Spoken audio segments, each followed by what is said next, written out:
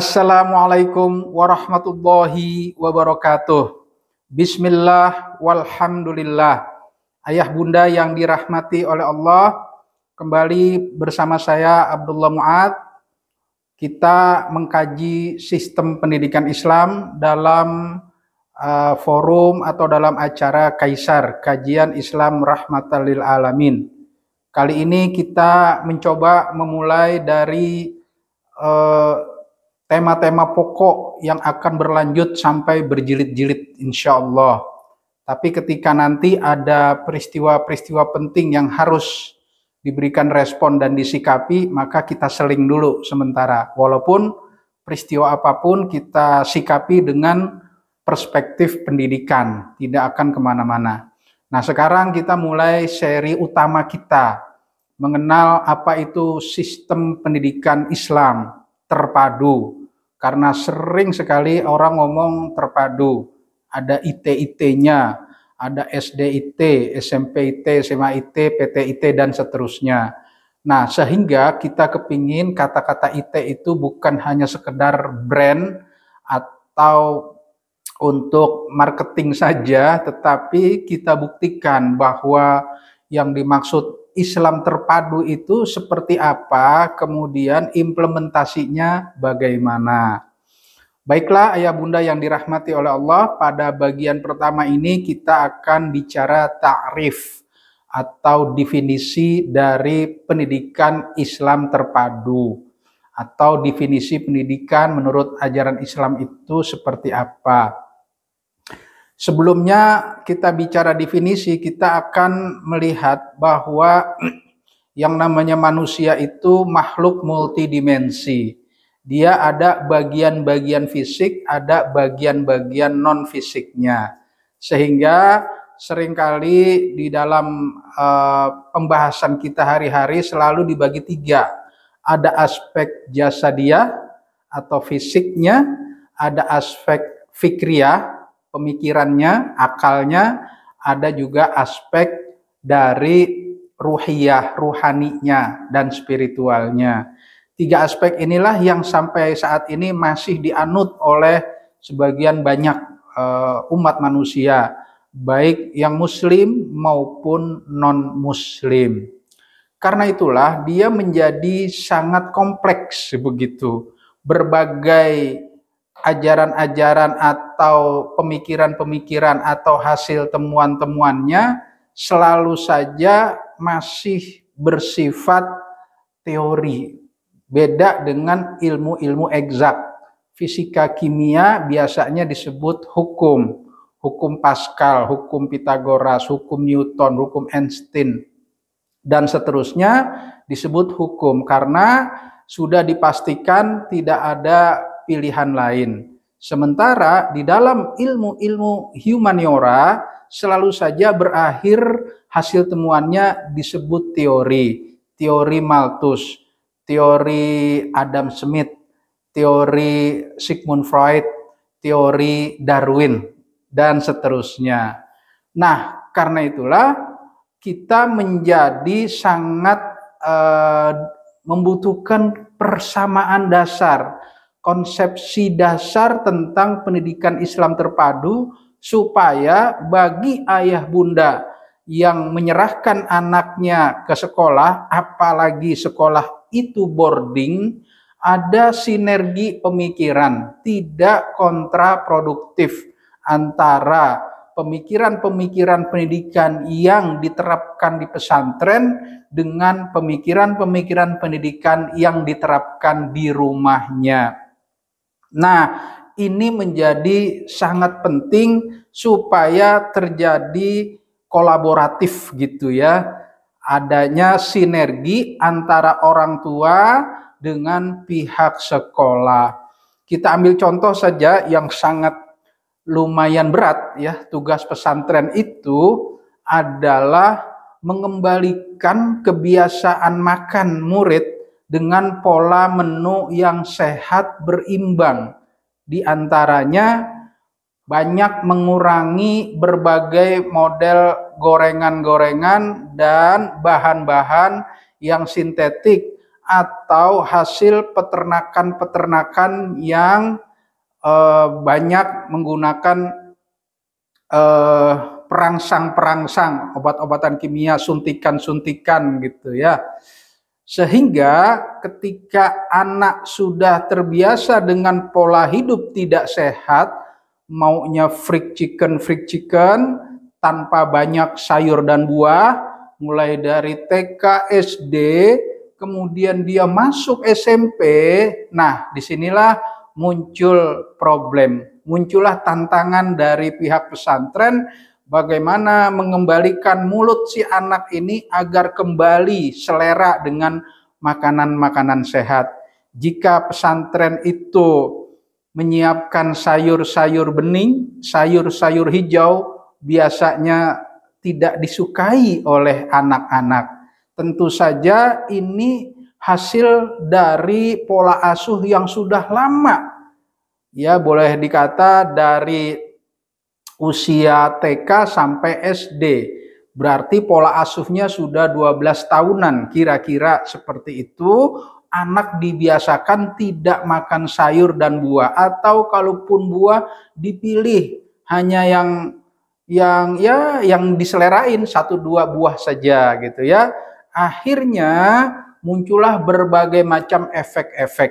Ketika tidak ada keseimbangan antara asam dan basa dalam tubuh tuh anak gitu ya, di mana Allah menyuruh kita hidup ini seimbang, wa aqimul wazna bil qisti wa la tuhsirul mizan. Akibatnya adalah anak itu rentan, gampang sekali kena flu lah, pilek lah, batuk lah, dan seterusnya. Padahal itu penyakit-penyakit yang nggak perlu diobati sebenarnya, asal menjalankan pola hidup sehat saja itu sudah cukup menangkis serangan-serangan berbagai virus. Itu contoh saja, karena ada juga orang tua yang dalam tanda kutip sayang anak, gitu ya. Begitu liburan, jenguk, atau bahkan dari jarak jauh pesen GoFood, biasanya itu lagi tuh, ya, fried chicken lagi, terus saja seperti itu. Ini adalah sebuah contoh tidak kolaboratif gitu ya, tidak sinergi antara upaya pesantren untuk mengembalikan pola hidup sehat, di mana menu kita memang diperiksa oleh bagian pengontrol dari klinik dan kesehatan, sehingga jangan terus-menerus anak ini tidak pernah diperkenalkan menu-menu makanan yang sekedar direbus kemudian atau dikukus yang tanpa minyak. Itulah yang hari ini sangat tidak disukai oleh anak-anak zaman sekarang. Nah, itu contoh saja betapa kompleksnya pendidikan itu dari seluruh aspek. Makanya sekali lagi sangat perlu kolaborasi. Kolaborasi ini bisa berjalan dengan mulus, sinergi ini bisa berjalan dengan mulus apabila ayah bunda dan pihak sekolah punya pemahaman yang sama, minimal dasar-dasar pendidikan Islam.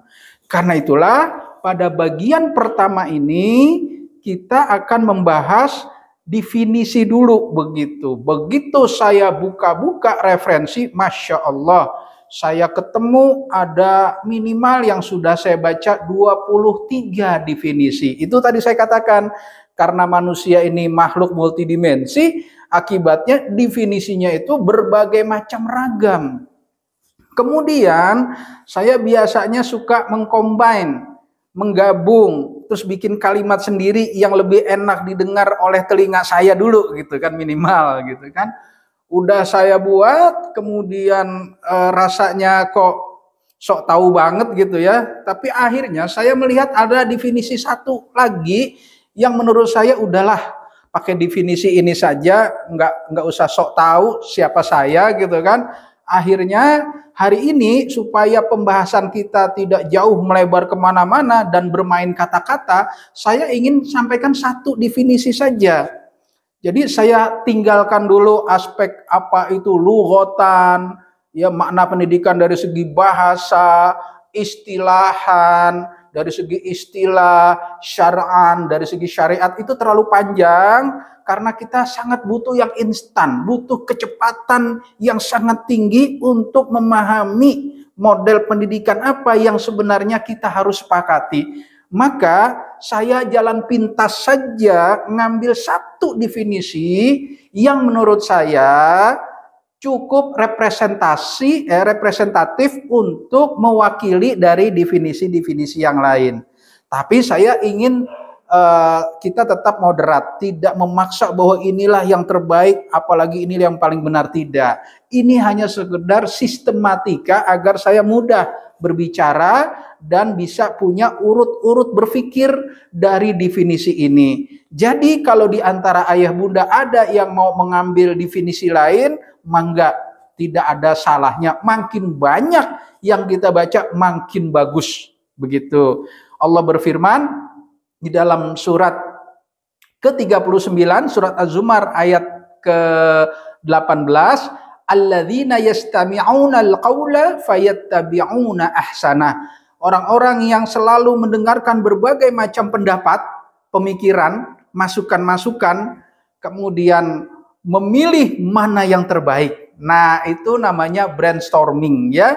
Jadi di dalam ajaran Islam surat Az-Zumar ayat 18 kita disuruh oleh Allah untuk mendapatkan informasi sebanyak-banyaknya, masukan, saran, kritik sebanyak-banyaknya, kemudian nanti kita memilih dan memilah mana dari masukan-masukan itu yang terbaik. Sama apa yang pernah saya baca dari berbagai macam definisi pendidikan, kemudian saya coba buat sendiri, tapi akhirnya buatan saya pun saya buang dulu sementara gitu ya, karena ada yang menurut saya lebih simpel, lebih mudah memahami, dan ini hanya sekedar satu rujukan saja, tidak membatasi dari definisi-definisi orang lain, sekedar sistematik berbicara untuk kita ngambil saripatinya. Saya ambil definisi ini dari seorang pakar, Dr. Ali Abdul Halim, di dalam bukunya Wasailut Tarbiyah. Nah, beliau memberikan ta'rif atau definisi pendidikan sebagai berikut. At-tarbiyah hiya uslubul amthal fit ta'amul ma'al fitratil basyariyah taujihan mubasyaran bil kalimat wa ghairu mubasyarin bil qudwah wifqu min hajin khassin wa wasailin khassatin li ahdatsit taghyiri fil insani nahwal ahsan. Ini karena seringnya banget saya itu ngisi berbagai forum tentang definisi ini, akhirnya nggak pakai diapalin, apal sendiri lama-lama gitu. Karena sering diulang aja gitu ya. Kalau nggak sering diulang ya nggak hafal-hafal gitu. Nah, dari kalimat ini ada 8 penggal yang nanti satu persatu kita akan bahas. Akan berjilid-jilid ini tema ini insya Allah ya, sampai akhir hayat ya, nggak habis-habis. Karena kan kalau bicara pendidikan itu bobotnya adalah fakultas ya kan. Dulu kan ada IKIP, Institut Ilmu Keguruan dan Pendidikan. Terus kalau di IAIN ada Fakultas Tarbiyah. Jadi bobot dari pendidikan itu adalah fakultas sebenarnya. Jadi memang wajar kalau nggak akan habis-habis pembicaraan kita. Saya ulang lagi ya, ada 8 penggal. Pakai bahasa Indonesianya aja langsung. Yang pertama, pendidikan itu adalah cara yang terbaik dalam berinteraksi. Nah, ini penggalan pertama. Yang kedua, sesuai dengan fitrah manusia. Baik berupa pengarahan langsung dengan kalimat dan pengarahan langsung dengan keteladanan yang sesuai dengan metode tertentu dan sarana tertentu pula agar terjadi perubahan pada diri manusia dari satu kondisi pada kondisi yang lebih baik. Nah, ini 8 penggal. Saya ulang lagi ya. Uslubul amsal fit ta'amul ma'al fitratil basyariyah taujihan mubasyaran bil kalimat wa ghairu mubasyarin bil qudwah wifqu minhajin khassin wa wasailin khassatin li ahdatsit taghyiri fil insan nahwal ahsan. Nah, ya, ada 8 penggala. 8 penggal ini yang nanti kita akan bahas, insya Allah akan berjilid-jilid, berbagian-bagian, bagian 1, bagian 2, bagian sampai tak terhingga gitu ya. Baik ayah bunda yang dirahmati oleh Allah, saya ulang lagi, nanti kita akan bahas satu persatu di kemudian hari. Saya ulang lagi, yang pertama adalah uslubul amsal fit ta'amul. Cara yang terbaik dalam berinteraksi. Apa itu interaksi? Adalah sebuah proses saling mempengaruhi antara manusia dengan lingkungannya. Baik lingkungan makhluk hidup maupun lingkungan benda-benda mati. Makhluk hidup baik lingkungan manusia atau lingkungan non-manusia. Ketika mata sudah mulai melihat, kuping sudah mulai mendengar, hati sudah mulai merasa, disitulah proses interaksi terjadi manusia dengan lingkungan sekitarnya. Nah, pasti ada proses saling mempengaruhi. Ayah bunda, jangankan kita lagi melek begitu ya. Lagi tidur saja kadang ada proses interaksi. Contohnya, ada orang tidur yang luar biasa mimpi apa gitu, besoknya masuk Islam dia. Loh, cuma gara-gara mimpi orang bisa masuk Islam kan gitu. Itu artinya lagi tidur aja diinteraksi. Ini mohon maaf ini bukannya porno ya. Ada lagi misalnya laki-laki mimpi basah kan gitu ya. Lah itu basahnya kan beneran pagi-pagi kan gitu ya. Nah itu namanya dalam tidur saja ada interaksi, apalagi di luar lagi meleknya gitu, lagi sadarnya pasti terjadi interaksi gitu ya.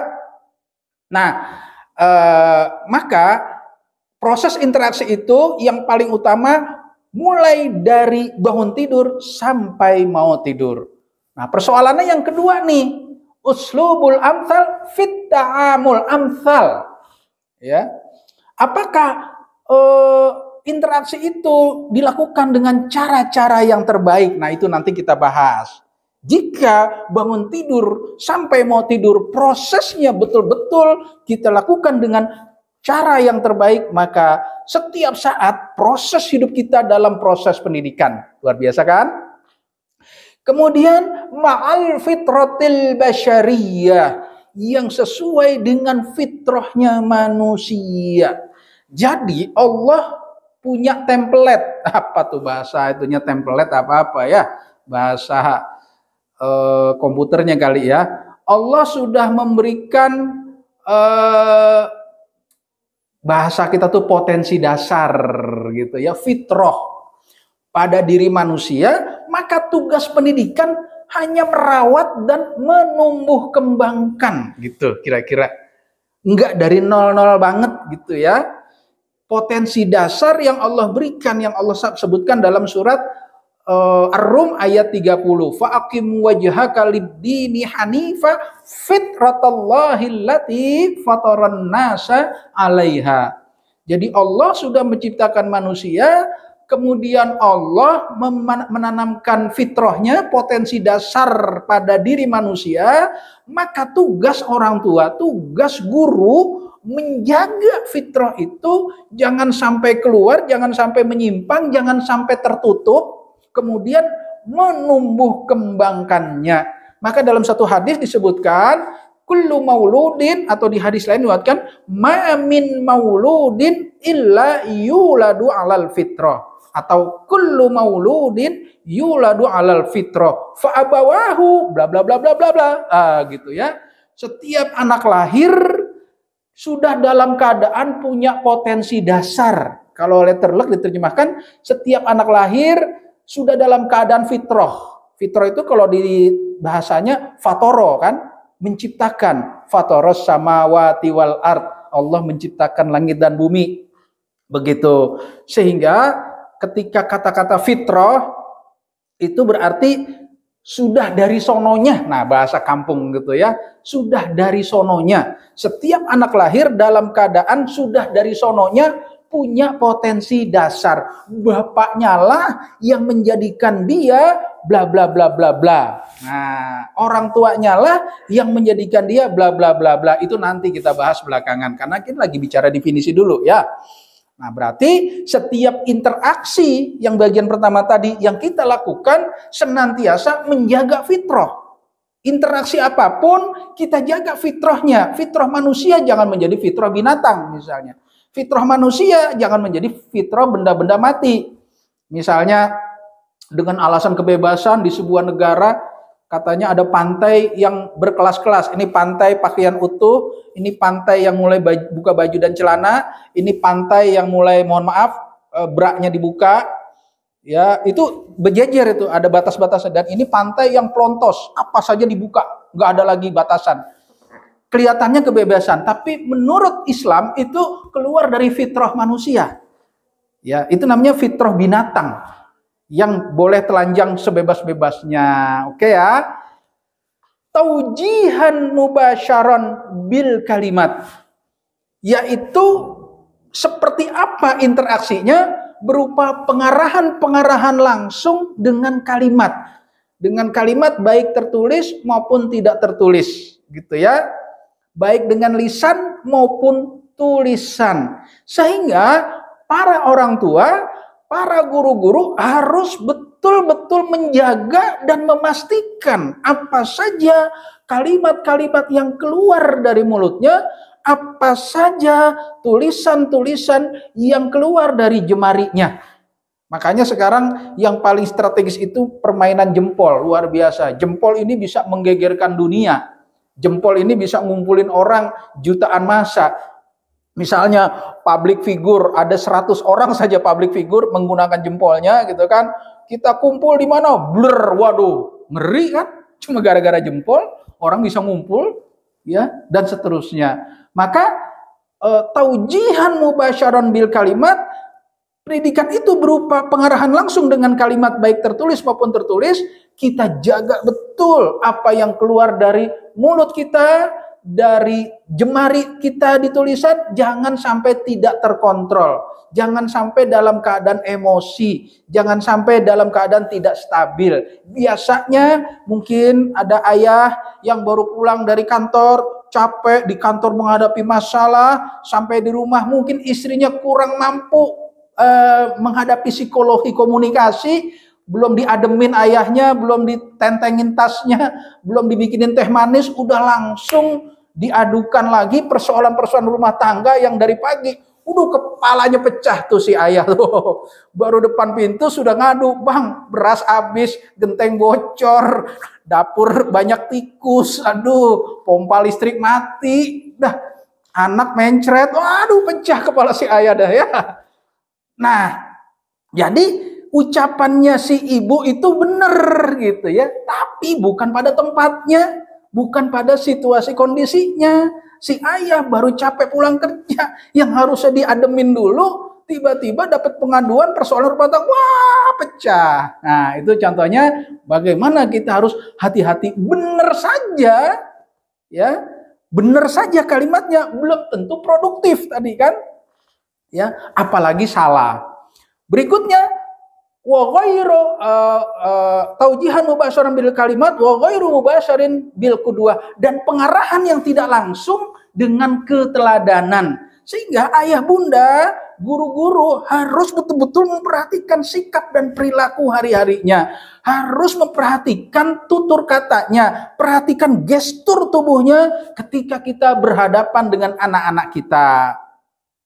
Kemudian wifqu minhajin khasin, yang sesuai dengan metode tertentu. Jadi ada metode, ada tata cara, ada strategi, ada kurikulum dan sebagainya. Wa wasailin khassatin, dan sarana-sarana tertentu pula. Ada software, ada hardware-nya. Software adalah sistem pendidikan itu sendiri. Ada kurikulum, ada silabus, ada satpel. Zaman dulu satpel, zaman sekarang lesson plan gitu kan. Lesson plan juga model-model ariran. Yang dimaksud oleh Bapak Menteri kita Nadiem Makarim, lesson plan itu kalau sekarang mungkin disebut RPP, adalah sebuah rencana yang tidak harus pakai struktur yang agak sedikit repot kadang-kadang gitu ya. Yang penting punya perencanaan, yang penting semua aspeknya ada. Ya, metode apa yang digunakan, sarana apa yang digunakan, batasan apa yang digunakan, referensi apa yang digunakan, strategi apa yang digunakan, mulai dari ice breakingnya sampai penutupannya dan seterusnya. Yang penting lengkap. Mau susunannya kayak gimana, yang penting ada rencana gitu kan. mau menghadapi anak punya rencana, mau bicara sama anak kalimatnya sudah disusun sebelumnya. Gimana kira-kira kalimat ini yang bisa menembus akal pikirannya, menggugah perasaannya, mengajak akal pikirannya berbicara yang rasional dan seterusnya. Kayak kemudian li ahdatsit taghyir. Nah, pendidikan itu targetnya adalah perubahan, supaya terjadi perubahan pada diri manusia. Li ahdatsit taghyir fi insan. Jadi intinya pendidikan itu perubahan.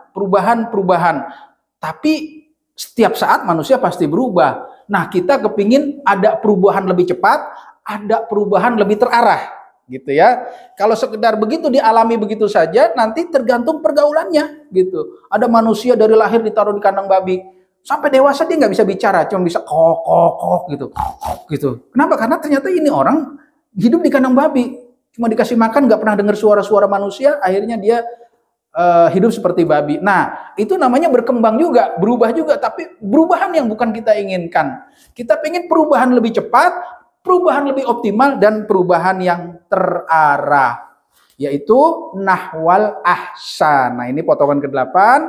Kita ingin perubahan itu terjadi dari satu kondisi pada kondisi yang lebih baik. Artinya perubahan itu menjadi peningkatan, bertumbuh kembang, menjadi lebih baik. Itulah pendidikan. Jadi proses pendidikan adalah proses menumbuh kembangkan manusia dari seluruh aspek kehidupannya. Nah, kan jadi definisi lagi kan?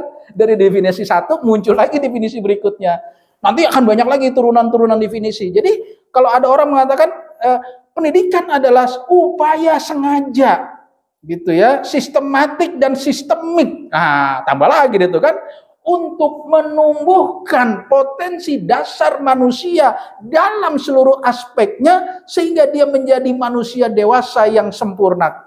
Muncul definisi kedua, itu kan gara-gara definisi yang pertama itu tadi. Semoga ayah bunda mau mengikuti seri-seri selanjutnya pada bagian yang kedua. Nanti bagian kedua kita akan bahas panjang lebar soal uslubul amsal fit ta'amul. Ta'amul yang kita akan zoom, kita akan fokuskan apa itu interaksi yang terbaik.